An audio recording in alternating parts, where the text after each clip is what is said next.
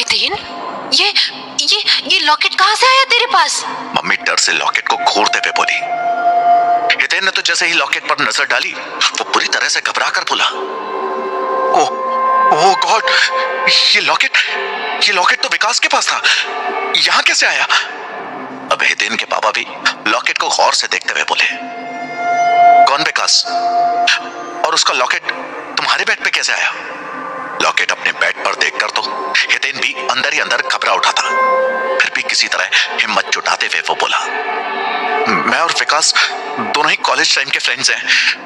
अभी 3 महीने पहले हम दोनों एक कंपनी में जॉब के लिए इंटरव्यू देने गए थे, लेकिन वहां भी हमें जॉब नहीं मिली और हम निराश होकर यूं ही पैदल पैदल बस स्टॉप की तरफ जा रहे थे कि अचानक विकास को सड़क पे लॉकेट पड़ा हुआ दिखाई दिया। विकास ने फौरन वो लॉकेट उठा लिया। अभी लॉकेट को हम गौर से देख ही रहे थे कि विकास का मोबाइल बजने लगा। विकास ने लॉकेट अपने जेब में डाला और जल्दी से कॉल रिसीव किया। कुछ देर बाद जैसे विकास ने कॉल पर बात खत्म की, वो खुशी से मेरे गले लग गया। मैं कुछ पूछता कि विकास अपनी जेब से लॉकेट निकालकर चूमते हुए बोला, ओ यार, क्या लकी लॉकेट मिला है। जैसे मैंने लॉकेट को जेब में रखा, कितने शानदार जॉब का ऑफर मिल गया। विकास की बात सुनकर मैं भी खुश हो उठा। विकास ने बताया कि उसे आज रात ही तिमारपुर के लिए निकलना पड़ेगा, क्योंकि किसी भी हालत में कल रात तक उसे तिमारपुर पहुंचकर अपनी ड्यूटी ज्वाइन करनी पड़ेगी। तिमारपुर पहुंचने के बाद विकास ने मुझे कॉल करने की बात कही थी, पर 3 महीनों से उसका कोई कॉल नहीं आया और मैंने जब भी विकास के नंबर पर कॉल किया वो आउट ऑफ नेटवर्क ही आया। लेकिन ये लॉकेट तो विकास अपने साथ ही ले गया था, फिर आज अचानक ही ये लॉकेट मेरे पेट पर कैसे आ गया? मेरी तो कुछ समझ में नहीं आ रहा। हितेन के पापा ने हैरानी से उस चमगादड़ वाले लॉकेट को घूरते हुए अपने हाथ में उठा लिया और दूसरे ही पल उन्होंने चीखते हुए वो लॉकेट दूर फेंक दिया। इस चमगादड़ के दांत में लगा खून तो असली है, ये देखो मेरी हथेली। पापा ने अपनी हथेली सामने कर दी। उनकी हथेली पर ताजे खून के धब्बे थे। घबराए हितेन ने जल्दी से एक रुमाल लिया और अपने पापा की हथेली से खून के धब्बे साफ करने लगा। लेकिन जैसे जैसे वो उन धब्बों को साफ कर रहा था, उतनी ही तेजी से खून के धब्बे हथेली पर और भी ज्यादा फैलते जा रहे थे। हितेन की मम्मी डर और गुस्से से चीखते हुए बोली, क्या हो रहा है ये सब? कैसा मनहूस और डरावना लॉकेट है ये? हितेन घबराए लहजे में बोला, आप और पापा जाइए अपने रूम में, मैं अभी इस लॉकेट को किसी कपड़े में लपेटकर घर से दूर ले जाकर कहीं फेंक देता हूँ। हितेन की मम्मी सर हिलाते हुए बोली, हाँ, तू जा और अभी के अभी इस मनहूस लॉकेट को कहीं दूर फेंक कर आ जा। हितेन ने हामी भरी और फिर डरते डरते एक बड़े से रुमाल में उस लॉकेट को पकड़ा और तेजी से घर से बाहर निकल गया। बाहर एकदम घना अंधेरा था। हितेन ने गहरी गहरी सांस ली और घर के दरवाजे से बाहर निकलकर तेजी से कदम बढ़ाने लगा। लेकिन अभी 6-7 कदम बढ़ाते ही अचानक सड़क पर लगी स्ट्रीट लाइट्स तेज आवाज के साथ बुझ गई। स्ट्रीट लाइट्स बंद होते ही हितेन बुरी तरह से घबरा उठा।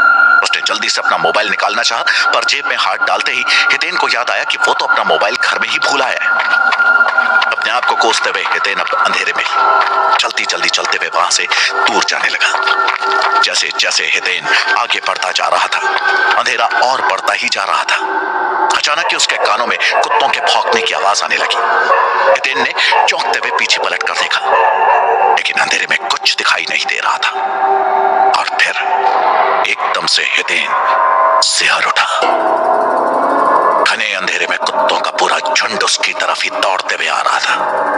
अंधेरे में कुत्ते नहीं दिख रहे थे, लेकिन उनकी चमकती हुई आंखें जैसे जलते हुए अंगारों की तरह दहक रही थी। डर के मारे हितेन का खून जमने लगा। वो कुछ सेकंड तो किसी स्टैच्यू की तरह खड़ा रहा, फिर अपनी पूरी ताकत से आगे की तरफ भागने लगा। लेकिन हितेन के तेज दौड़ने के बाद भी कुत्तों का झुंड उसके पास और पास आता गया।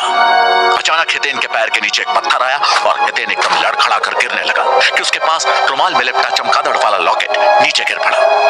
और लॉकेट के नीचे गिरते ही जैसे अचानक कोई साइक्लोन आ गया।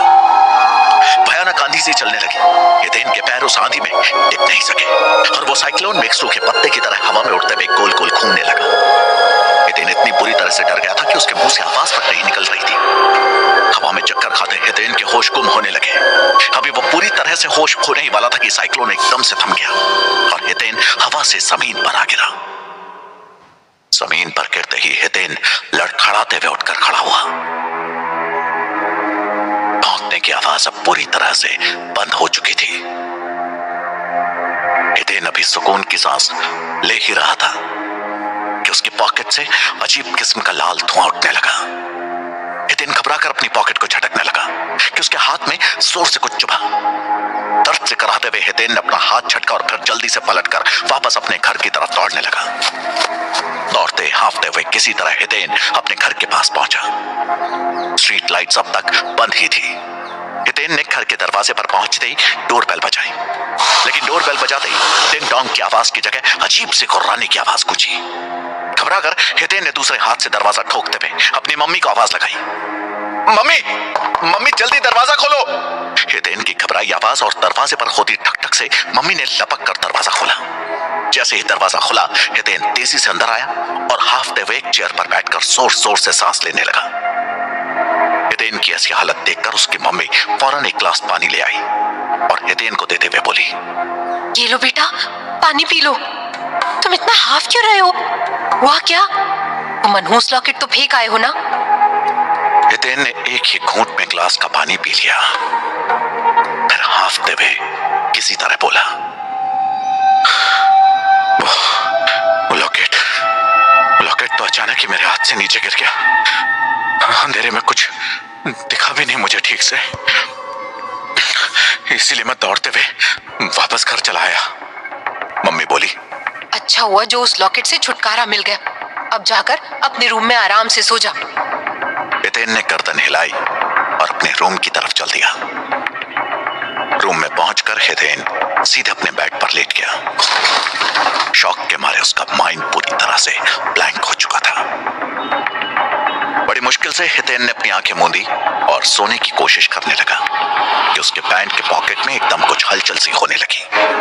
घबराकर हितेन जल्दी से उठा चेक करने के लिए। जैसे ही उसने अपने पैंट की जेब में हाथ डालकर हाथ बाहर निकाला, डर से हितेन के गले से एक दिल दहलाने वाली चीख निकली। पॉकेट से निकलकर एक काला सा भयानक चमगादड़ का बच्चा हितेन के हाथ में आ गया था। हितेन डर से चीखते चिल्लाते हुए अपने कमरे से बाहर निकला और जोर जोर से अपना हाथ झटकने लगा, पर चमगादड़ तो जैसे किसी चुंबक की तरह हितेन के हाथ से चिपक चुका था। हितेन की चीख पुकार सुन उसके मम्मी पापा वहां भागे हुए आए। हितेन के हाथ में चिपके चमगादड़ के भयानक बच्चे को देखकर वो तो एकदम ही स्टैचू बन गए। अभी कोई कुछ करता कि चमगादड़ का बच्चा अपने पंख फड़फड़ाते हुए हितेन के हाथ से अलग हुआ और उड़ते हुए खिड़की से बाहर निकल गया।